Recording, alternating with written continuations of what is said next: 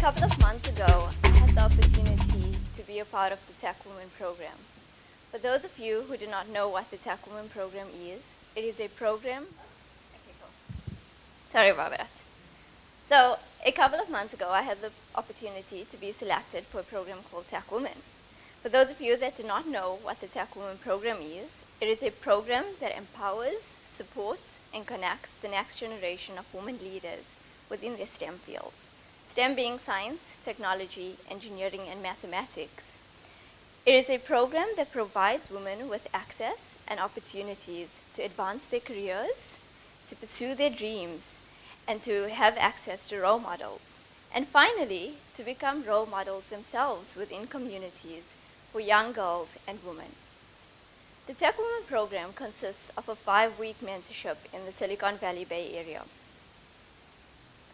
During this period, visits to companies like Google, Twitter, Facebook, NASA, and Autodesk have provided me with the insights that I would love to share with you today. It was these visits and my 4-week professional mentorship at LinkedIn that has helped me to learn more about myself in 5 weeks than I have in my entire career. I would love to use this opportunity to take you on my journey and to share some of the key points that I've learned on this wild but absolutely amazing roller coaster ride. My name is Ridwana Khan. I am a software developer. I am the co-founder of a software dev company called 01. At 01, we build custom, scalable software for clients meeting all of their requirements using cutting-edge technology. I am also a co-founder of a non-profit organization, CASIMATS. CASIMATS focuses on helping children in underprivileged communities to understand mathematics better. And finally, I am the co-organizer of a meetup called Ladies That UX. Ladies That UX serves to support women in the user experience field to help them learn more about user experience whilst building meaningful relationships. So from my description, you can see that I am passionate about a diverse range of things that have just somehow managed to interlink themselves together. I'm passionate about software and making a difference to people's lives via technology. I'm passionate about helping people, especially children, to pursue their big dreams through education. And finally, I'm passionate about diversity because I strongly believe that it is our diversity that breeds our creativity. I stand here today before you in the hope that I can provide you with food for thought, and I can open up channels channels for further discussions. Around last year, June, I was feeling extremely unsatisfied. Many attributed to developer burnout, but for me, it was more than just developer burnout. I was feeling lost on where I was and where I was going. 01, my software dev company, was doing really well, but unfortunately I wasn't. My business partner and I were constantly working towards deadlines. It was a roller coaster. It felt like deadlines was all I was doing. It felt like my technical skills were definitely increasing. I was getting better. But it felt like I had no control over my growth. It's almost like the deadlines were dictating how my growth is actually directed. I was being very reactive instead of proactive. I tried to diversify my interests, but unfortunately, I just didn't have the time or energy to do so. For the past 3 years, I've really been struggling to find my place in the industry. At times, I feel like I belong, but at other times, I feel like I don't. I struggle with many issues on a daily basis. Some of them include trying to be accepted as a diverse part of this industry and being treated with the respect and equality that I deserve. As an introvert, I struggle to build meaningful relationships and make connections. I have a chat to someone, and then there's always that moment, I could have said this, or I could have said that, I could have been more interesting.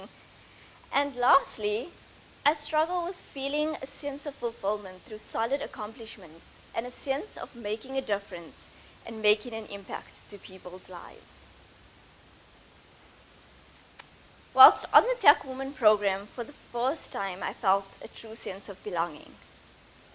Being in a room with 100 other women that are leaders in the STEM field, this is extremely unusual, by the way.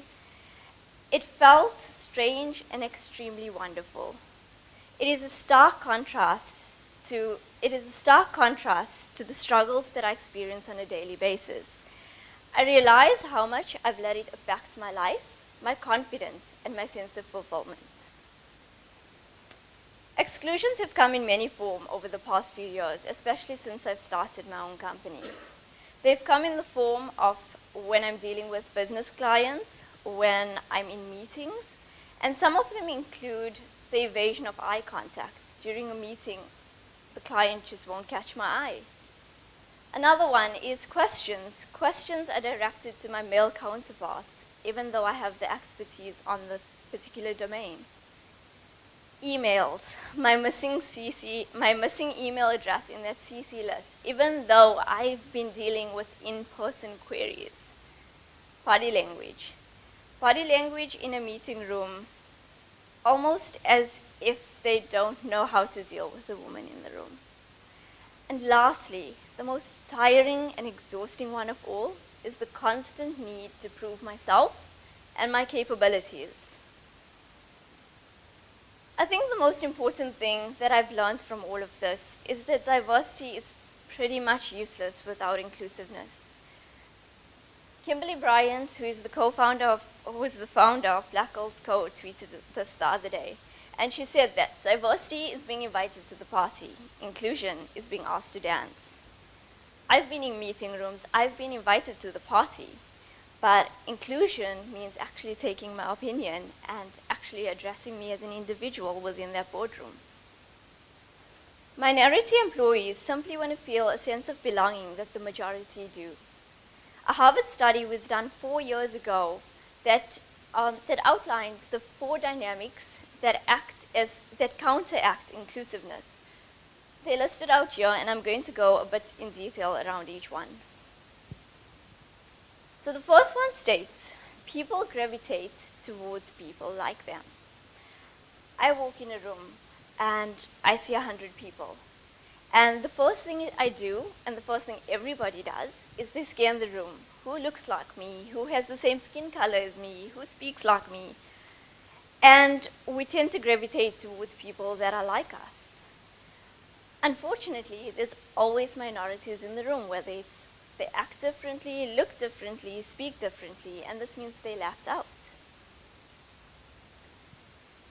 As an example, when I meet new software devs, for instance, and we develop a friendship, one of the things that some of them tell me is that when they met me for the first time, they hesitated to chat to me simply because I wear the hijab and it seems a little bit intimidating at first. So I've made it my personal mission that every meetup that I go to and that I'm very comfortable in, I look for the person in the room that's sitting alone, that looks a bit differently, that speaks a little bit differently, and introduce them into my circle of people that I know there. The second exclusion is subtle biases. Subtle biases come in many forms. They come in the form of preconceived notions or stereotypes that we have about people that are different to oneself. So, as an example, I think if we see a woman at a laptop and she has bright red lipstick and she's wearing heels and she has a lot of makeup and she has color fingernails that are long, we automatically assume she's probably not a developer. We might even go as far as saying she's maybe not that intelligent. The same can be said about guys, like if he's a jock, if he's playing soccer, if he's tall, dark, and handsome, he's probably not a developer. So I think it's very important to get rid of these subtle biases that sprout up and cast a shadow on preconceived notions that have been planted in our minds, to be able to shine light on thoughtful interactions with people that are different to oneself, to be able to give people with different opinions a chance to speak. The The third point that is a counteract to inclusiveness is out-group employees trying to conform. I truly resonate with this one. When I started my career a good couple of years ago, I went into a team of 13 developers, and they were amazing. They treated me so well. But from a woman that used to wear orange tops at times and red lipstick, I started dressing like a guy. I started wearing tackies and I started wearing all black. It was just me trying to conform as a minority. And yes, I've overcome that now. But when I started off, I felt the need to conform. I think the most important thing is that if we can get rid of subtle biases, we can stop having minorities trying to conform. The last point of counteractions to inclusiveness is there is a sense of perceived reverse favoritism. It is where majority people feel like they're excluded from diversity initiatives. And I think it's important to give everybody opportunities and to include those in the majority as part of diversity initiatives. So the thing that I gathered the most from the study is that we might have diversity, but it takes a lot of effort to make sure that people are included. We need to put in a conscious effort to do this. As for my personal growth, I've learned many lessons on multiple leadership workshops. I have learned that I am not in control of everybody else's reactions and behaviors. However, I am in control of my own. I can create an awareness on diversity and inclusiveness. I can speak my mind. I strongly believe that people do not carry out exclusions because of hate or because of spite. It is simply because, as an example, women are a minority in the industry, and dealing with the unknown is a change. It's difficult to suddenly know how to interact with a woman when we really haven't in the past. I keep in mind that I have the ability to diversify my network and be able to create my own safe spaces. I spoke a lot about gender diversity. It's the most applicable to me and the most relatable to me, but there are many forms of diversity. Some include age, ethnicity, race, disability, and religious affiliation. The main thing is that we should remember that it is important to celebrate diversity to breed innovation. Working with people from different backgrounds, with different working experience and different working styles, we learn and we get another view. We get another view.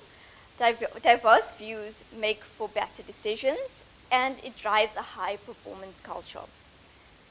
I've spoken a lot about diversity, and I can speak the entire day about diversity, but I'd like to move on to the next lesson that I've learned on the Techwomen program. This was around mentorship. I remember starting my career and having the opportunity to be mentored by a fellow developer. He was kind, he was understanding, and most of all, he helped me to understand problems to be able to debug them. However, I could not wait to leave the crushes of my mentor. I felt that mentorship was a weakness rather than a strength. I felt as though I would have more credibility by not needing to be mentored. 6 years later, and my perception of mentorship has completely pivoted. The Techwomen program has a very big part is professional mentorship. Like I mentioned earlier, I was able to carry out my mentorship at LinkedIn. I was mentored by 3 women who helped me across the entire development spectrum. And I feel like I've come out stronger than ever. I feel as if though I've learned more through the mentorship than I would have been able to on my own. I had the ability to sit with Ember developers at LinkedIn and work through problems. I had the ability to shadow user experience experts. I had the ability to work with UI designers to be able to build my creative streak. Not only was I mentored in my professional capacity, but I was also mentored in entrepreneurship. And most of all, I was able to build on my soft skills, which is something that I was really interested in.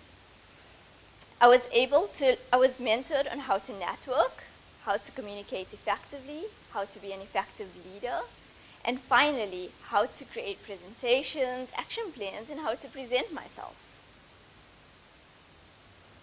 Mentorship is vital for growth. We often forget that there are people who have been exactly where we are today, and we should use their experiences to be able to achieve success. Many successful businessmen have had mentors over the year, and they're definitely not shy to hide those relationships, to show those relationships, sorry. So, as examples, Bill Gates considers Warren Buffett a key factor in his success as he gained mentorship from him. Satya Nadella, CEO of Microsoft, considers Bill Gates a mentor as he was able to show him the ins and outs of his role. Mark Zuckerberg counts Steve Jobs as a mentor, and Steve Jobs himself took to mentorship from his Reed College classmate, Robert Friedland. It's almost as if we should understand that if you're a mentor, it doesn't mean that you can't also be mentored. Mentorship can be informal or formal. The main thing is that there should be clear and effective communication with an end goal in mind. The most coherent definition of mentorship for me is it is a relationship between two people. One person that wants to gain knowledge in a certain domain, and the other person who has expertise in that particular domain. Mentorship is an opportunity to grow, learn, and evolve, because we as humans never quite know everything.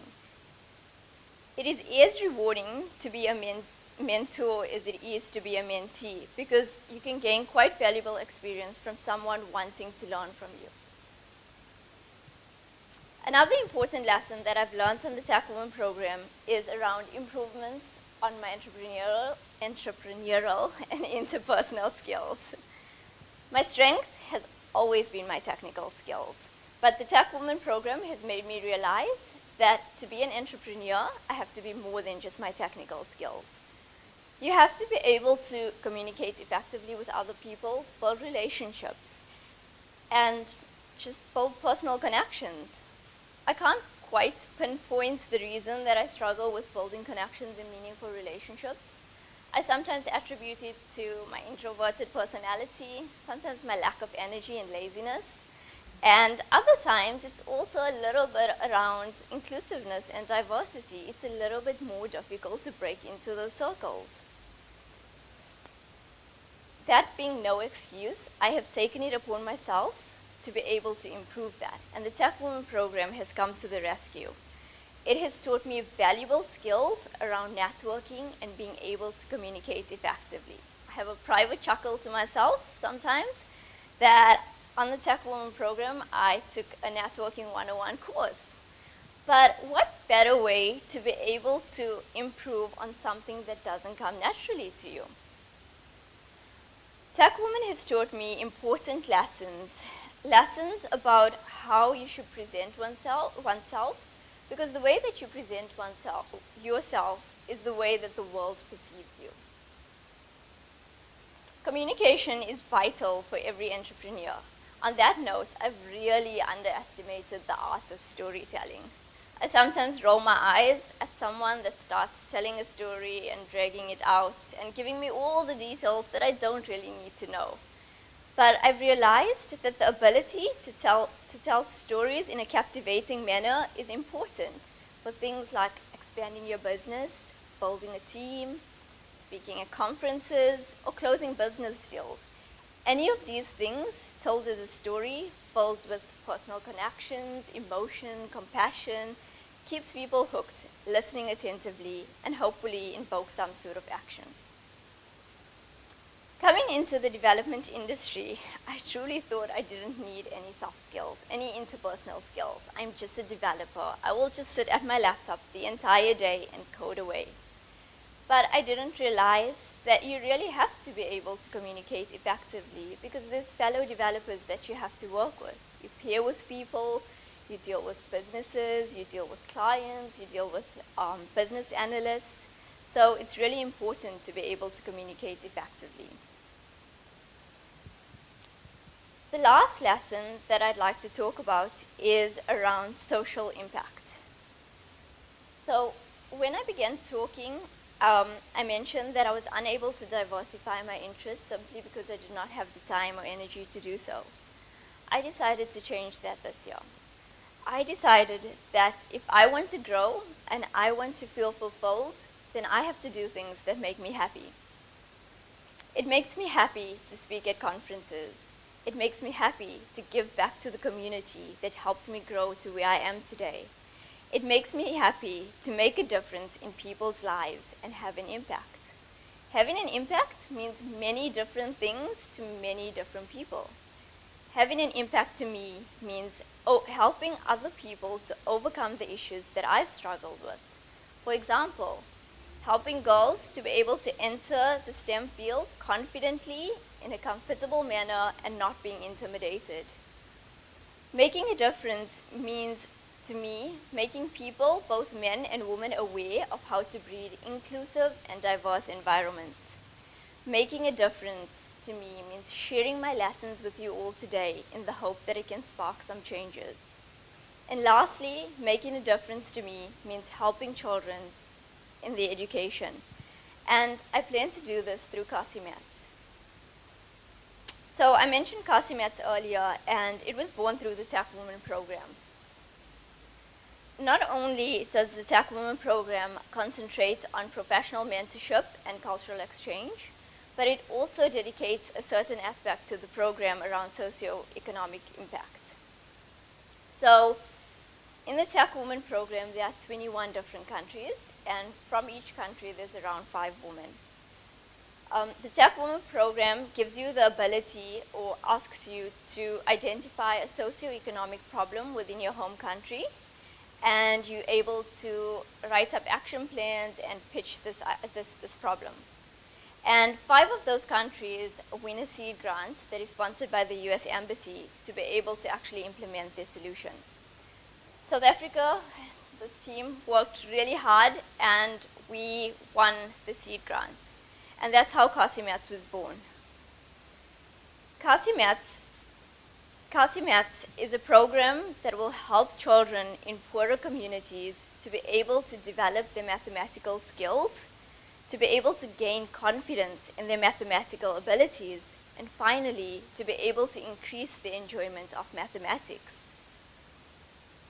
We plan on helping students to be able to pass mathematics at a matric level, and finally, to be able to take up mathematics or STEM courses at a tertiary level. We need to remind them that maths is fun and maths is everywhere. In conclusion, I finally feel like the pieces of my puzzle are connecting. I know that there's still a long way to go before this room is filled with a diverse range of people. Before I feel 100% included, and before I am inclusive of everybody else. Before I am happy with the changes that I make to children's lives, and before I am a good mentor to young, ambitious individuals.